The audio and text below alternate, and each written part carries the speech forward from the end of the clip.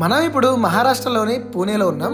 మహారాష్ట్ర అనగానే మనందరికీ గుర్తొచ్చే ఒకే ఒక్క పేరు ఛత్రపతి శివాజీ మహారాజ్. కానీ చాలా మందికి ఆయన కడుపులో పుట్టిన మహావీరుడు సంభాజీ మహారాజ్ గురించి తెలియదు. దేశం కోసం, ధర్మం కోసం చిత్రహింసలు అనుభవించి తన ప్రాణాన్ని త్యాగం చేసిన శూరుడు సంభాజీ మహారాజ్. రీసెంట్గా వచ్చిన చావా సినిమా నన్ను ఎంతగానో కదిలించింది. ఎంత అంటే 590 కిలోమీటర్లు ప్రయాణం చేసి సంభాజీ మహారాజ్ని అతి కిరాతకంగా చంపిన ప్రదేశాన్ని, సమాధిని మీకు చూపించేంత.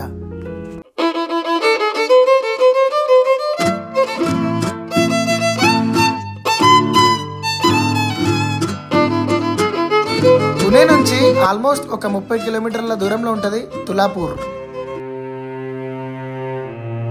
ఇక్కడే మొఘల్ రాజు ఔరంగజేబ్ అయితే సంభాజీ మహారాజ్ని బంధించి చిత్రహింసలు పెట్టి చంపేసిన ప్రదేశం. ఇక్కడ సంభాజీ మహారాజ్ సమాధి కూడా ఉంది. దీనికన్నా ముందు మనం మాట్లాడుకోవాల్సింది ఉంది. ఛత్రపతి శివాజీ మహారాజ్కి అయితే మొత్తం 8 మంది భార్యలు. సో ఫస్ట్ భార్య కొడుకే ఈ సంభాజీ మహారాజ్ అన్నమాట. సో కానీ చిన్నప్పుడే సంభాజీ మహారాజ్కి 2 years ఉన్నప్పుడే వాళ్ళ అమ్మాయి అనిపోతుంది. చిన్నప్పటి నుంచి ఆయన అయితే వాళ్ళ నానమ్మ దగ్గర పెరిగిండు. నానమ్మ అంటే ఎవరు? ఛత్రపతి శివాజీ మహారాజ్ వాళ్ళ అమ్మ. అంటే ఎంత పవర్ఫుల్ ఉండాలి, ఒక రాజుని తయారు చేసిందంటే ఆ నానమ్మ ఒక్క రాజుని కాదు, 2 రాజులను తయారు చేసింది మొత్తం. చిన్నప్పటి నుంచే సంభాజీ మహారాజ్ యాక్టివ్గా ఉండేటోడు. దాదాపు 9-10 భాషలు నేర్చుకున్నాడు చిన్నప్పుడే. ఒక పక్క మొఘల్ రాజులు దేశాన్ని అంతా ఆక్రమించుకుంటూ వస్తున్నారు. ఇప్పుడు వాళ్ళ కన్ను మహారాష్ట్ర మీద పడ్డది. అయినా మహారాష్ట్రలో ఉన్నది ఎవరు? ఛత్రపతి శివాజీ మహారాజ్. ఎన్నిసార్లు యుద్ధం చేసినా ఛత్రపతి శివాజీ మహారాజ్ మాత్రం మొఘళ్ళని దగ్గర కూడా రానివ్వలేదు. శివాజీ మహారాజ్ చనిపోయిన తర్వాత మహారాష్ట్ర అంతా ఇంకా విలయ అనుకున్నారు. కాకపోతే అప్పుడే రంగంలోకి వచ్చిండు సంభాజీ మహారాజ్ వీరుడు. తండ్రి పోతే కొడుకు వచ్చిండని మొఘల్ సైన్యం ఎన్నిసార్లు యుద్ధానికి వచ్చినా తక్కువ సైన్యం ఉన్నా సంభాజీ మహారాజ్ సైన్యమే ఎప్పుడు గెలిచేది యుద్ధంలో. ఇక మొఘళ్ళకు కూడా అర్థమైంది ఫేస్ టు ఫేస్ చేయలేమని. ఇంటి దొంగని ఈశ్వరుడు కూడా పట్టలేరంటారు. సంభాజీ మహారాజ్ విషయంలో కూడా అదే జరిగింది. వాళ్ళ బామ్మర్దికి సామ్రాజ్యంలో అడిగిన పొజిషన్ ఇయ్యలేదని మనసులో పెట్టుకొని ఔరంగజేబ్తో చేయగలిపిండు సంభాజీ మహారాజ్ బామ్మర్ది. మహారాజు ఎప్పుడు ఎక్కడ ఉంటారు అనే రహస్యాలన్నీ వాళ్ళకైతే చెప్పేస్తాడు. అయితే సంభాజీ మహారాజ్ అయితే సీక్రెట్ ప్లేస్ అయిన కస్బా అనే విలేజ్ ఉన్నాడు. సంగమేశ్వర్ దగ్గర కస్బా అనే విలేజ్లో తక్కువ మంది సైన్యంతో ఉన్నప్పుడు ఇంకా వాళ్ళ బామ్మర్ది చెప్పింది కదా, దొంగ తిప్పన్నట్టే కదా. ఇంకా అప్పుడు ఆ విషయం తెలుసుకున్న ఔరంగజేబ్ సైన్యం అయితే వేలాది సైన్యంతో వచ్చి అటాక్ చేసిళ్ళు. ఇంకా తప్పని పరిస్థితిలో అప్పటికి కూడా వీరోచితంగా పోరాడినాక ఇంకా తప్పక సైన్యం ఎక్కున్నప్పుడు ఇంకేం చేస్తారు, ఇప్పుడు మహారాజుని బంధించి వాళ్ళైతే తీసుకొని వచ్చేళ్ళు. ఇంకా ఔరంగాబాద్ జైల్లో పెట్టి చిత్రహింసలు పెట్టిళ్ళు. ఎన్ని హింసలు పెట్టినా కూడా మహారాజు అయితే ఎక్కడ కూడా లొంగలేదు. ప్రాణాలకైనా తెగిస్తా కానీ నేనైతే 80% మీకు లొంగ అని చెప్పేసిండు. ఆయన మహారాజుతో పాటు ఉన్న ఫ్రెండ్స్ ఉంటారు కదా, మహారాజుకి ఎవరైతే క్లోజ్ ఉంటారో ముగ్గురిని వాళ్ళని కూడా మహారాజు ముందే చంపేసిళ్ళు.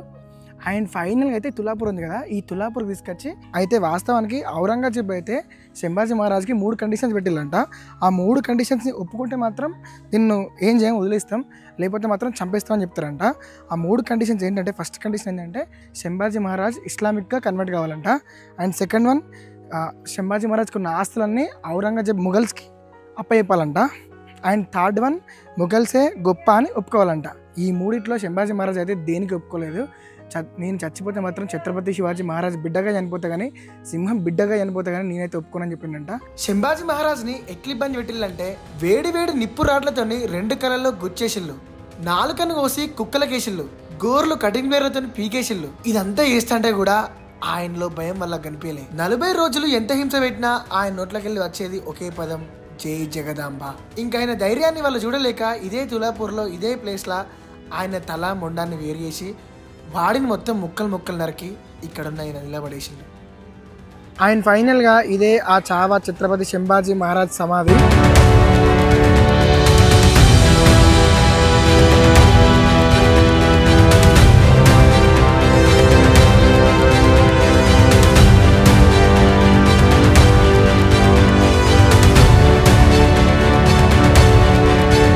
ఇదైతే మనకు చావా సినిమాలో చూపించినట్టు సంభాజీ మహారాజ్ ఉన్నాడు కదా, సంభాజీ మహారాజ్ వాళ్ళ ఫ్రెండ్ సమాధి.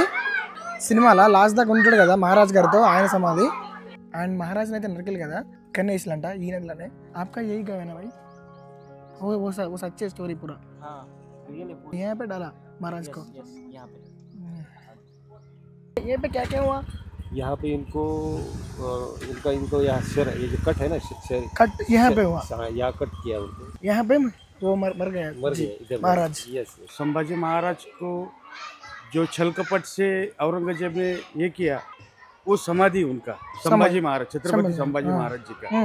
इधर आके उनका जो शव विच्छेदन किया हुआ ना, उसका जो बॉडी का रहता है ना, उधर आके इधर गाँव वाले इस शिवले नाम के गाँव वाले रहते इधर, उन्होंने महाराज के बॉडी को इधर सिला के इधर अंतिम संस्कार कर दिए समाधि उधर। उसके पास एक चंद्रगामत्य कवि कलश के भी समाधि महाराज के पास है ना, सिनेमा में भी उधर ही। हाँ मैं देखा फिजिकली टॉर्चर किया, फिजिकल बहुत टॉर्चर किया। छावा सिनेमा में दिखा था, पूरा सच है। आंखें निकाली, नाखून निकाल मतलब सिनेमा में दिखाया, लेकिन पूरा दिखा नहीं सकते, इतना बड़ा अपना केस है। और फिर बाद में भी टुकड़े टुकड़े किया। ఇప్పుడు ఇక్కడ చూస్తున్నారు కదా, ఇది అయితే త్రివేణి సంగమం. ఇది కూడా అంటే ఇది ఇంద్రాణి రివర్ అండ్ అక్కడ బామ, ఇక్కడ భీమ, 3 నదులు కలుస్తాయి ఇక్కడ. సో ఇది స్టోరీ అన్నమాట.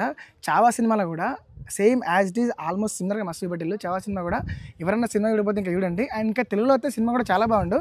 మనం చిన్నప్పటి నుంచి చాలా విషయాలు నేర్చుకున్నాం, కానీ అంటే కొంతమంది పేర్లు చరిత్రలా మిగిలిపోతాయి. ఇలాంటి వీరుల గురించి, ఇలాంటి యోధుల గురించి ఖచ్చితంగా బుక్స్లో కూడా రావాలి. అండ్ తెలుగులో కూడా ఈ సినిమా రావాలి. నేను సినిమా చూసినంత సేపు నాకే రక్తం మరిగిపోయింది. అంటే అంత పవర్ఫుల్ స్టోరీ, అంతటి మహావీరుడు శంభాజీ మహారాజ్ దాకిన నేలని, గాలిని దాకుతున్నందుకు నాకు ఎంతో అదృష్టం ఉంది. అండ్ నేను చాలా చాలా గర్వంగా ఫీల్ అవుతున్నాను చెప్పడంలో ఎటువంటి అతిశయోక్తే లేదు. మీకు ఓవరాల్గా ఇదంతా తిన్నాక మీకు అనిపించిందో కింద కామెంట్ చేయండి. నెక్స్ట్ అయితే ఇంకొక స్పెషల్ వీడియోతో మళ్ళీ వెళ్తా. అంతవరకు బాయ్ బాయ్ ఫ్రమ్ తుల్లాపూర్, మహారాష్ట్ర. ఇంతకీ చావా అంటే ఏంటో తెలుసా? సింహం కడుపులో పుట్టిన ఇంకో సింహం.